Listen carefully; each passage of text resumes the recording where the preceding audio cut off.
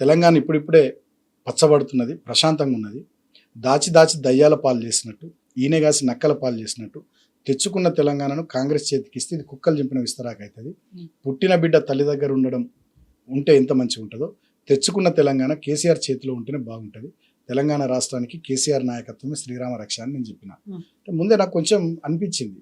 But దాన్ని తీసుకోలేదా ఎవరు అక్కడ ఉన్నటువంటి మీ అంటే అప్పటికే కోల్బెల్ట్ ఏరియాలో అప్పటికే ఒక రకమైనటువంటి వాతావరణం వచ్చింది. కమ్యూనిస్ట్ పార్టీ కాంగ్రెస్తో కలవడం కానీ, తర్వాత ఇంకోటి మీరు గమనిస్తే ఇదే చెన్నూరు నియోజకవర్గంలో మాకు 2009లో ఓట్లు వేసారు జనం కారు గుర్తు మీద, 2014లో వేసారు, 2018 అసెంబ్లీ ఎన్నికలు వేసారు, 2019 పార్లమెంట్ ఎన్నికలు వేసారు, మధ్యలో వచ్చిన జెడ్పీ ఎన్నికలు కానీ మన మున్సిపల్ ఎన్నికలు కానీ చాలా ఎలక్షన్స్లో కారు గుర్తుకు ఓటేసి వేసి ఉన్నారు.